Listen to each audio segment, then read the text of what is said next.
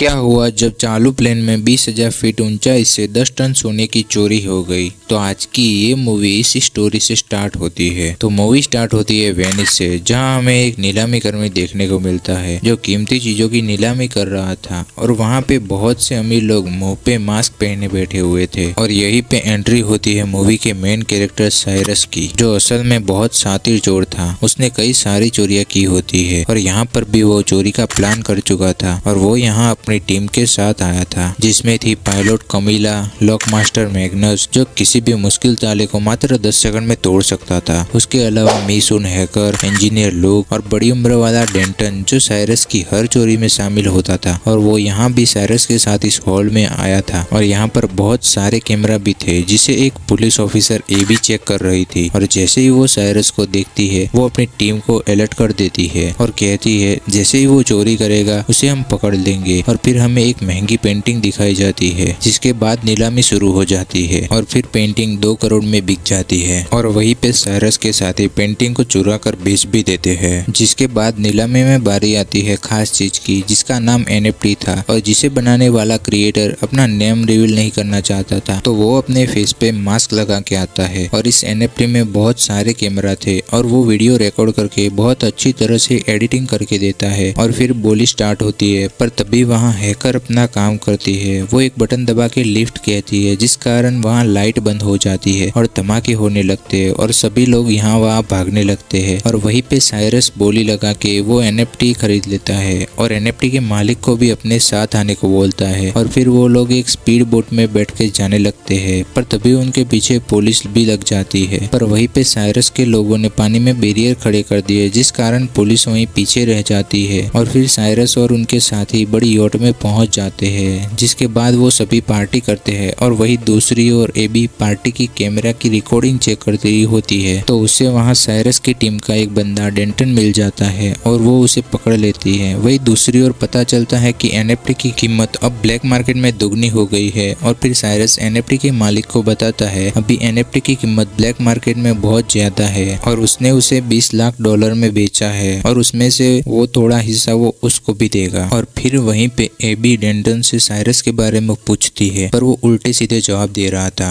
और फिर एबी कहती है मैं तुम्हें जेल में डाल दूंगी। तब वो बोलता है मेरी टीम अभी लंदन में है और तुमको मुझे भी साथ लेके जाना पड़ेगा। तो फिर वो लंदन के पुलिस स्टेशन में पहुंच जाते हैं और वहीं पे एबी की मुलाकात एक और ऑफिसर केविन से होती है, जो बताता है एक माफिया लार्सन है जिसने मार्केट के शेयर की हेराफेरी की है और जिसकी वजह से उसे बहुत बड़ा फायदा हुआ है। उसने ये फायदा डैम के पानी को छोड़ के किया है, जिस कारण उस शहर में बाढ़ आ गई है और इसका इफेक्ट शेयर मार्केट पर पड़ा। और फिर एक बार लार्सन ऐसा करने वाला है और इस बार उसके साथ एक और माफिया भी होगी और लार्सन उसे पैसा नहीं बल्कि सोना देने वाला है। और वो 1-2 किलो नहीं बल्कि 10 टन सोना होने वाला है और इस काम में उसे तुम्हारी जरूरत है। और फिर केविन बताता है हमें उसे पकड़ने के लिए उसकी तरह सोचने वाला मास्टरमाइंड चोर को खोजना होगा और तुम जानती हो कौन है, वो साइरस। जिसके बाद एबी बताती है नहीं वो उसके साथ काम नहीं करेगी, पर फिर वो मान जाती है और साइरस के पास जाती है। जिसके बाद एबी साइरस को सभी बात बता देती है। जिसके बाद साइरस भी उसकी टीम को बता देता है कि उनको 10 टन सोना चोरी करना है। तो सभी लोग शॉक हो जाते हैं, पर साइरस उन सबको समझाता है अगर उन्होंने ये नहीं किया तो सारा शहर पानी में डूब जाएगा और मासूम लोग मारे जाएंगे। तो फिर वो सभी लोग रेडी हो जाते हैं और प्लानिंग बनाने लगते हैं। और उन्हें पता चलता है कि लार्सन सारा सोना अपने अड्डे से निकाल के ट्रक के जरिए प्लेन में रख के उसे ठिकाने पे पहुंचाएगा। और फिर साइरस की टीम अपना काम में लग जाती है। और वहीं पे हैकर साइरस से कहती है हम वैसे दिखने वाला प्लेन बनाए तो चोरी करना आसान होगा। पर एबी कहती है हम वो प्लेन लाएंगे कहाँ से। तब साइरस कहता है मैं एक ऐसे बंदे को जानता हूँ जिसके पास बिल्कुल उसी टाइप का प्लेन है। तब साइरस और एबी उसके पास पहुंच जाते हैं और फिर वो डीलर प्लेन दिखाता है। प्लेन वैसे तो बहुत बढ़िया लगता है, पर वो डीलर प्लेन देने से मना कर देता है। पर एबी कहती है वो इंटरपोल से है और ऐसे प्लेन रखना गैर कानूनी है। अगर तुमने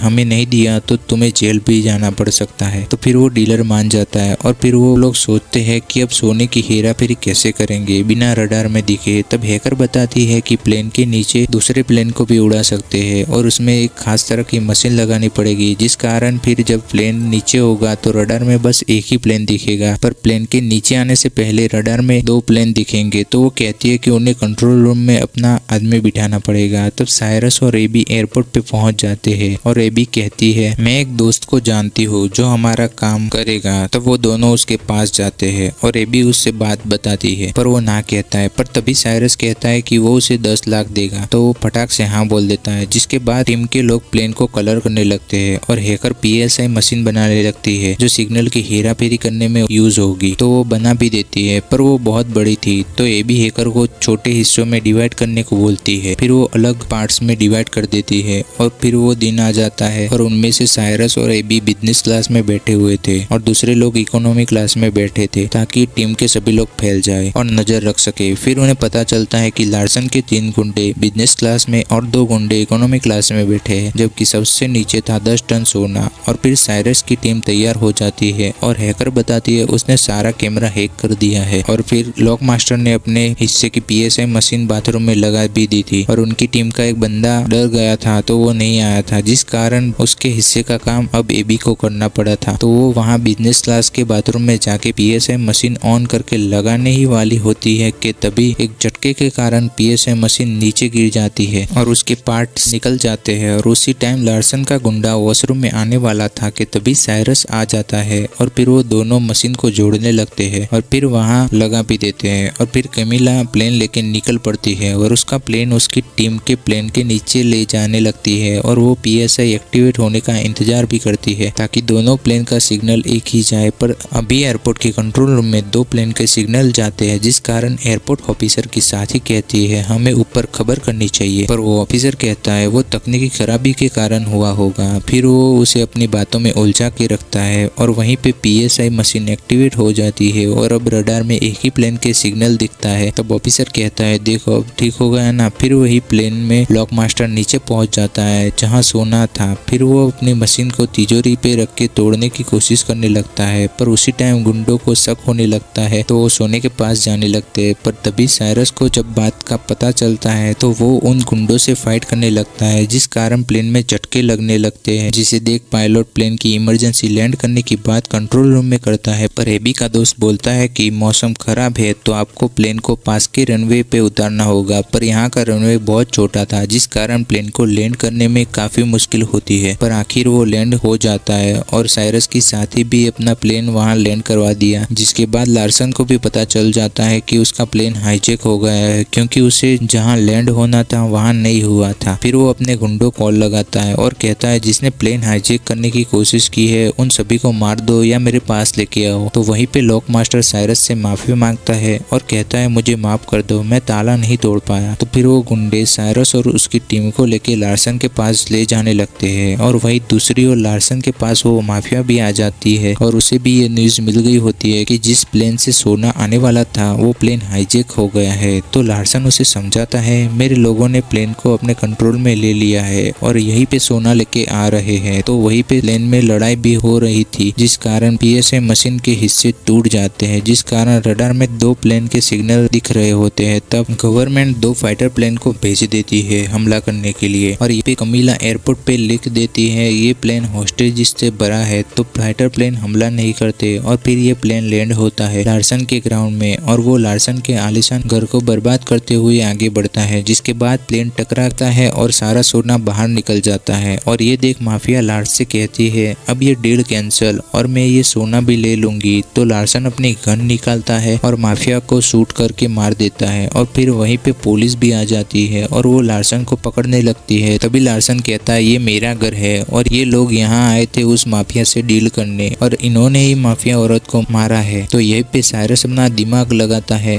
और NFT के जरिए वो फुटेज पुलिस को दिखाता है जिसमें उसने माफिया को गोली मारी थी और उसने ही पूरे शहर को तबाह करने की साजिश की थी। तब ये देख पुलिस भी उसे पकड़ लेती है और वहीं पे वो लंदन ऑफिसर भी आ जाता है और वो सारा सोना ले जाते हैं। जिसके बाद एबी भी अब साइरस की टीम का हिस्सा हो जाती है। जिसके बाद हमें यहाँ मेन बात पता चलती है कि लॉक मास्टर ने पहले ही लॉक तोड़ दिया था और तिजोरी की अदला बदली करके असली सोना चुरा लिया था और वहाँ नकली सोना रखा था और गुंडों के सामने भी ये बोला था कि वो ताला नहीं तोड़ पाया। और फिर पुलिस को भी लगता है कि वो बस सोना जैसी दिखने वाली ईंटें हैं। जिसके बाद साइरस और उसकी टीम वो असली सोना ढूंढ लेते हैं और एक दूसरे के गले मिलते हैं और यहीं पे मूवी खत्म हो जाती है। आपको कैसी लगी ये मूवी हमें कमेंट में जरूर बताएं। अगर वीडियो अच्छा लगा तो चैनल को लाइक एंड सब्सक्राइब जरूर कीजिए। Thanks for watching.